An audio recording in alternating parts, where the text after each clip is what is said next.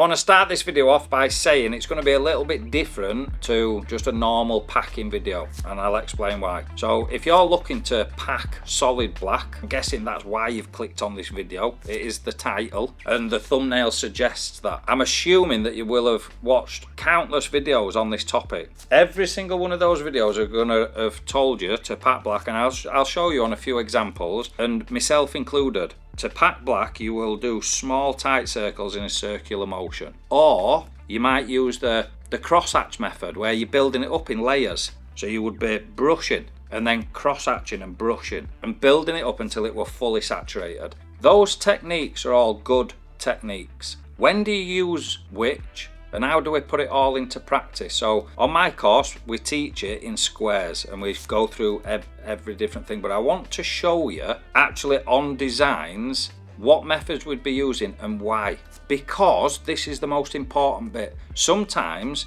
you want an area to be fully saturated, just black, but there's more to it than just an area of black. And on the next couple of mats, you're going to understand exactly what I'm saying, and it makes a huge difference to the end result when you tattoo it. I'll break it down. So this eye would be smooth, so this is just like a close-up of an animal eye done with a magnum needle, but we can see these areas of black because the eye itself, we know that it's a smooth surface, so we could do it as just, look, that is saturated, we just want it saturated, it's smooth. So we could use the tight circles method. So we would just be doing tight circles like this wherever it is dark. However, this one would also be the same look. If I wanted this area to be black, I can just do the tight circles. But this is where a lot of people make the mistakes. This is where people get it wrong. This area of the hair, we can see, right, that is really dark. It's just fully saturated.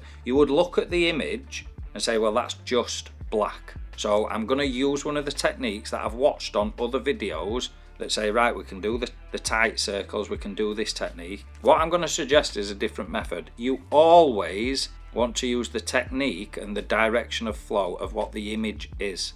So rather than just doing circles in this area, I would build this up using the method which I would have used using this, doing this hair. I'll talk you through it. So to do hair, if we're using a magnum needle to create that effect, then I would just be brushing the magnum sideways, so all the needles are in line, and I'm just using like the bottom row of needles to get that like wispy hair, so like this design. So just because this area is going to be really dark, I would always suggest still using the same technique but layering it up to the point where it gets dark. And that's because sometimes, and it shouldn't happen but it does, as an example, if we're doing circles and we do create a row of circles to get that solid black, you've seen this before. Sometimes when you're looking at something and it's not quite fully saturated, you can see it a mile away. It's just so obvious. Now, if this had gaps in it and we could see rows of circles, it just wouldn't fit the area. Whereas if, as it heals, we end up with a slight variation, but it's in them rows, it's just like, oh, you can see that tiny bit there. It's fixed an issue before it even arises. Same as this bit down at the bottom, it looks just like it's packed solid black, but it's actually built up of hairs going in that direction. I'm not doing circles here, so I'm using the technique and the outcome and just building it up until it is dark. I'll show you another example. So this area here, because his jacket or his t-shirt, whatever you'd want to call it, is just super smooth, this area that is solid black, we can use just tight circles, nice and slow, overlapping until that's built up, because there's no direction to the shading. Even though it is fully saturated black, it doesn't require directional flow. You can also see in some parts of the hair, obviously like tight afro curls, some parts look like it's just black, but none of that has been like just packed in. It's been built up using the technique. And let's have a look at just one more example. This one I've added in here because I just want to explain. Sometimes you use the different needle just to do this. So you can see I've done this with like a bold outline, then a small needle to get that pointillism. Don't misjudge this for stipple shading. It's not. We can clearly tell that it's individual dots. there is a difference. If you don't know the difference, I've got videos covering that. But then, because of the tightness of these, it's just, these are solid, there's no direction to it. I would then swap to a round shader and I'd just tight circles again. But the main point being, depending on the texture of the thing that you're tattooing, so if it were hair, you wouldn't be doing circles. Always do things in the direction. If it was skin and it's smooth, or a smooth like surface like the eye, then you can use circles, you can use brush shading and cross hatching, but always go in the direction of the flow or the texture of the design that you're trying to achieve. The most common, as I said at the very beginning of this, when you're packing, is those tight circles. So in a minute I'm going to give you a demonstration, because this is how I think you should be practicing those. A lot of people make the mistake of wanting to learn on a design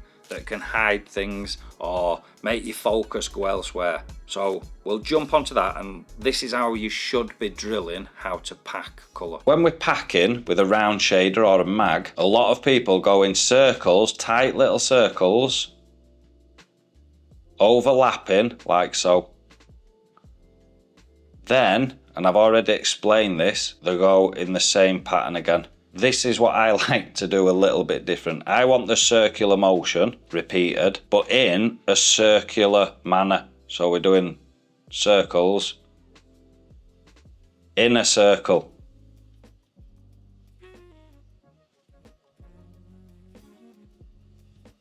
Now what that does is it stops the uniformed pattern. As you can see, there's no pattern that we can actually see in here. So once it heals, again, we're not going to be doing that. It's small and controlled, but circles in a circular motion.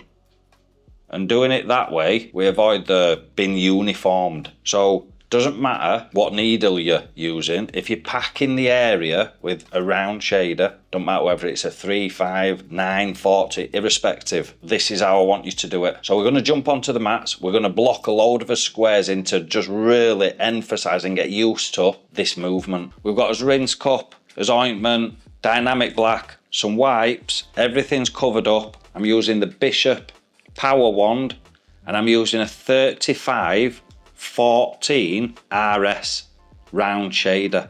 So as I've already explained, when it comes to colour packing, we're wanting to do tight little circles in a circular motion, not in a pattern. I'm going to show you so it'll make more sense me actually doing it on the mat. I'm going to show you with this square.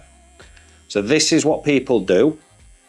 Just quickly, if you found it useful and you're interested in drills, simple designs, full tutorials, a step-by-step curriculum, and been surrounded by like-minded people, check out our school community. So this is what people do. They do tight little circles like so, but they'll go all the way across.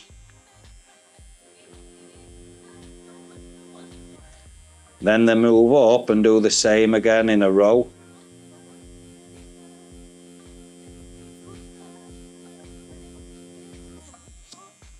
Now, you can't tell on the mat, however, on a person, depending on how you've packed it, sometimes, and you hopefully you'll have seen this before on tattoos, but you can see the pattern within the black.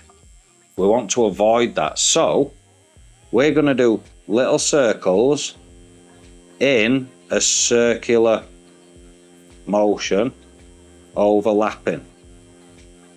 Then we're going to go above, then to the side.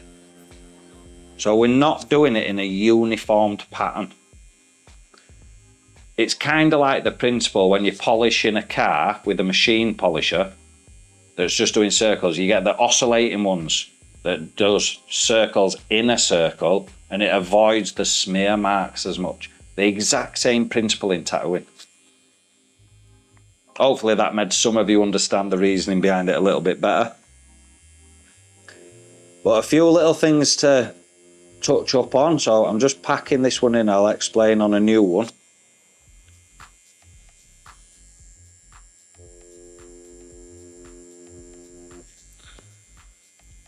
So things to remember. Now, think back to the angles. If I'm going up to this line here, but my angle of the machine, it might be hitting the line, but the ink is going to be deposited slightly to this side, isn't it? Because the machine is going in that direction. Now, if you don't go up to and on to the line, and you'll have seen this time and time again, sometimes there's the line that's solid black, then it gets a little bit lighter, and then it starts the dark shading, and it almost like a halo between the line work and the shading or the packing. That's because they've not gone onto the line, and there's a slight gap next to the line work. You notice a mile away. So to avoid that, we don't just shade up to the line, we shade onto the line. And whenever it's ideal, rather than facing away from the line, to get right up to it, we go parallel with it or right upright into the line and onto it. That way we know the ink's going in the right place and we avoid that like halo effect.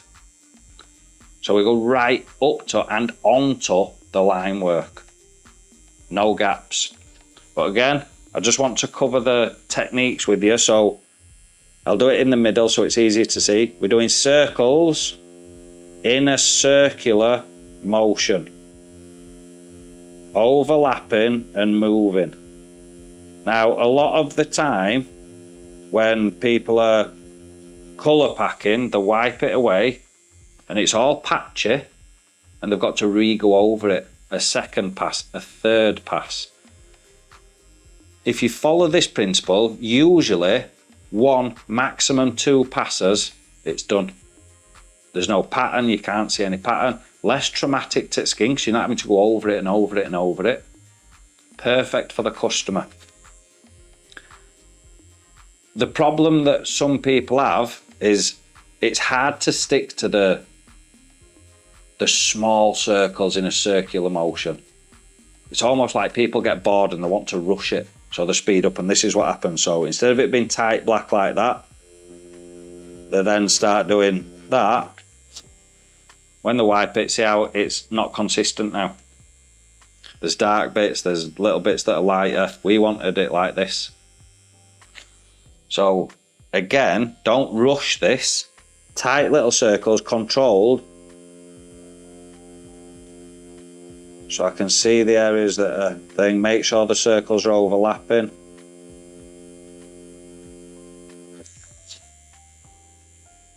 And then, because of the angle though, right, I'm going to lift it up right so it's in line and just go right up to and onto the lines.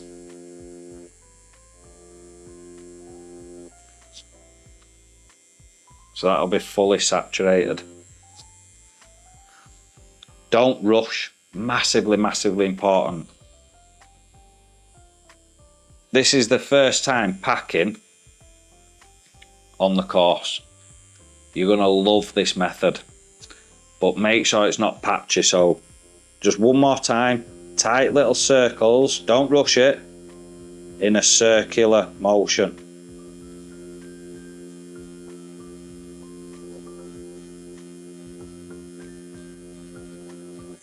Wipe it away, 100% saturation first time. On a person, usually first time, depending on the person's skin, if they've just got that nightmare skin that's struggling to take the ink, definitely a second time it's in. But you've got to be slow and controlled. When we're getting up to the lines, make sure we're at a good angle and onto the lines, not just up to them, up to and onto the line. Nice and controlled. Look how small them circles are.